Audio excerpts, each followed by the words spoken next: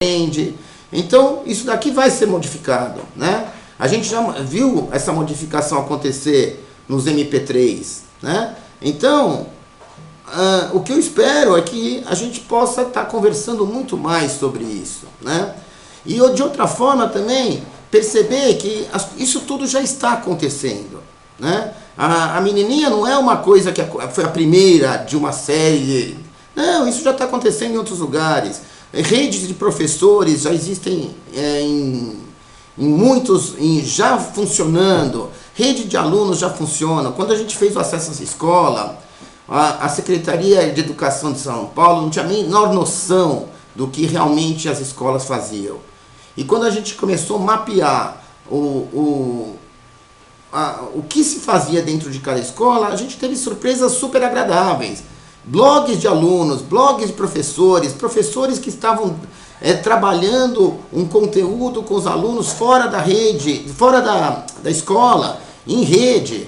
Isso daqui começa a fazer a diferença, né? Então, quer dizer, eu não tenho dúvidas do que as coisas estão mudando. Talvez a gente tenha que pensar menos em como a gente vai mudar a escola e trabalhar um pouco além da escola, né?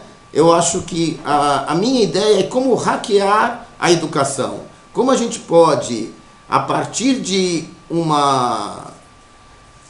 um estar em rede, uma relação muito mais de suporte, uma relação muito mais de afeto, uma rede de afeto que possa informar toda essa... todos os interessados pela educação, realmente pode modificar muito aquilo que a gente está pretendendo para a educação.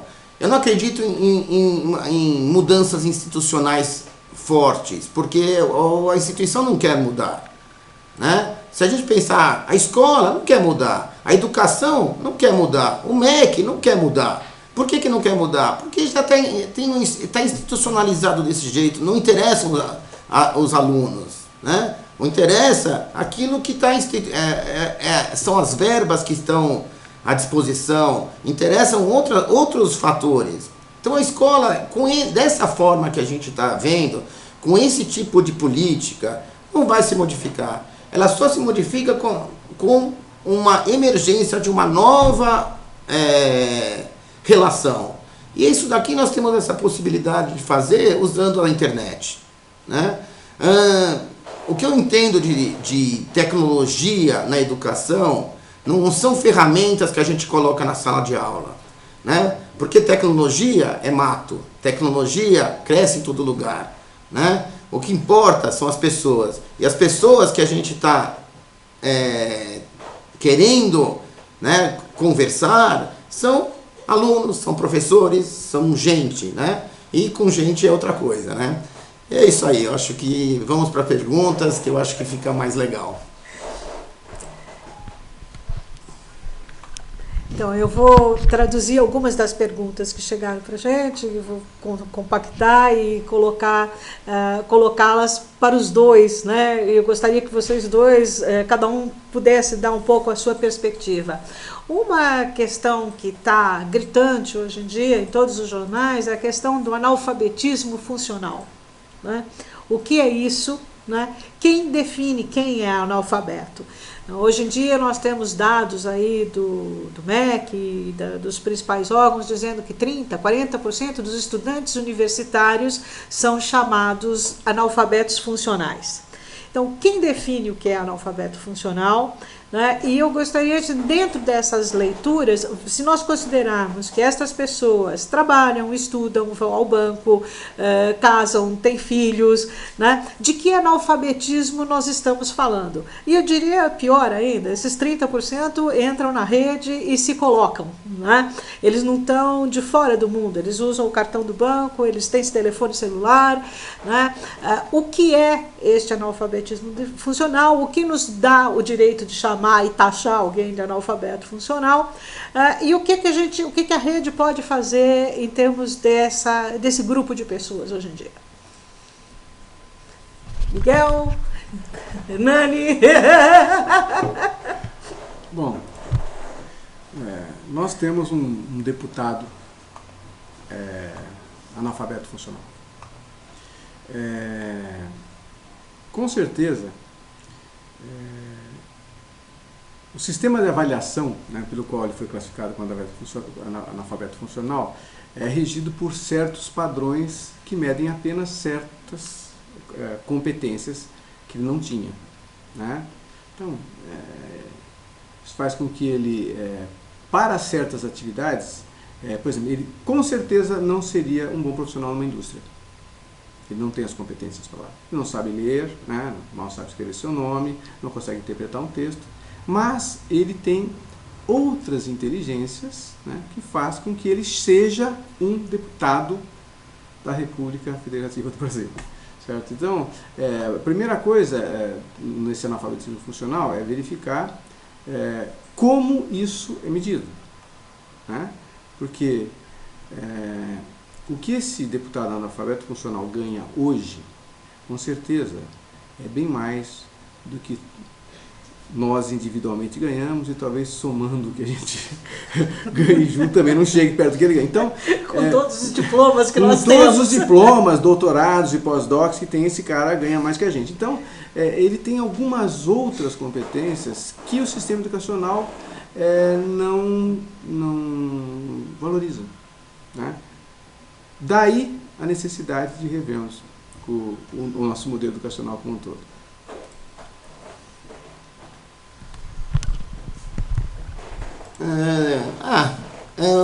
Eu acho o seguinte, que quando a gente pensa, né, na educação e o que a gente espera de resultados da educação, já são coisas assim absurdas, porque as pessoas são diferentes, né? Nós estamos falando de pessoas muito diferentes que são obrigadas, né, a aprender a mesma coisa. Eu acho que isso daqui talvez seja de todo o conceito educacional, né, a coisa mais horrível que tem aqui, quer dizer, essa ditadura do MEC, né, de ter que obrigar que todos os alunos aprendam a mesma coisa ao mesmo tempo. Eu acho que tem essas propostas de uma educação livre, eu acho que isso daí está muito bem definido no filme Escola Proibida. É isso, quer dizer, as pessoas são diferentes, então vão ter que estudar de forma diferente, vão ter que aprender coisas diferentes, têm curiosidades diferentes, uns querem ser médicos, outros querem ser interneteiros, não interessa muito o que queira fazer, mas assim, é a curiosidade de buscar. Isso a escola não dá, né? A escola não dá para um aluno padrão, né, uma vontade de entender o mundo de uma forma um pouquinho mais abrangente, né? Então se fica na pequenez de um currículo. Eu acho que isso daqui é a possibilidade de hackear, né? A gente esteve lendo essa semana uns textos do Sennett, né? E ele dizia que realmente as pessoas elas precisam de coisas diferentes, né?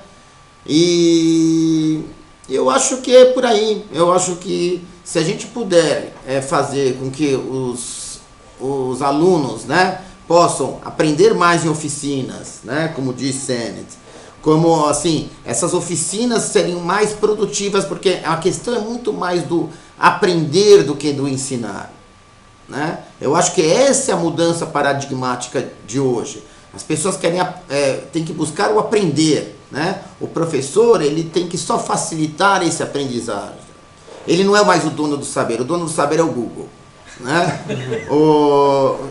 Não é mais um professor. Então, o que eu acho que a gente tem que trabalhar é com essa troca, com essa vontade das crianças terem, como falou também o Miguel, o porquê. Por que elas querem aprender, né? O que elas querem, né? Agora, o Estado, né? O Estado, como a gente conhece, ele não está dando condições também de usar esse aprendizado. Então as pessoas estudam para não ser nada, né? Elas são obrigadas a aprender coisas para não fazer nada na vida delas, para nunca usarem isso. E realmente é meio ridículo. E eu acho que se a gente não enxerga a perspectiva, realmente nós vamos ser analfabetos funcionais, né? Na verdade, eu acredito que todos nós somos analfabetos funcionais. Em alguma coisa. Em alguma coisa nós somos.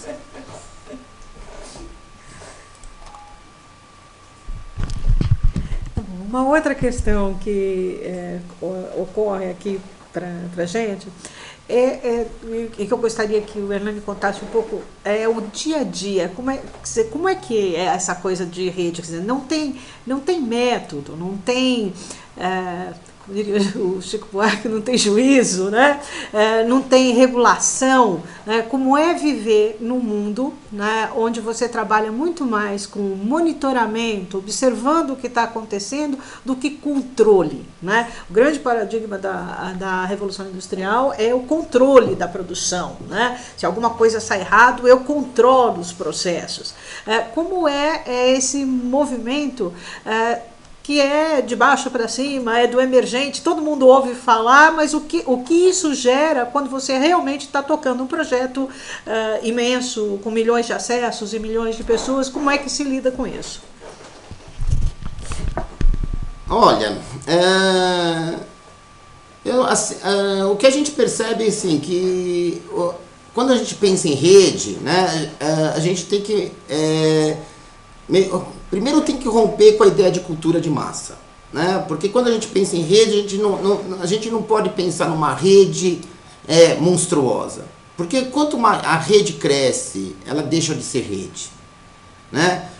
Se a gente quer ter também um domínio de algum tema, de alguma coisa que seja uma rede tão grande, a ponto de ela englobar tudo, ela deixa de ser rede. Então nós estamos falando das coisas assim, do cotidiano de cada um, né? E uma coisa que eu aprendi no Meta Reciclagem, que é um projeto que eu comecei a desenvolver com muitas outras pessoas, como o Felipe Fonseca, como o Galco Paiva e tal, a gente começou a trabalhar essa questão da rede, mas da rede afetiva, né?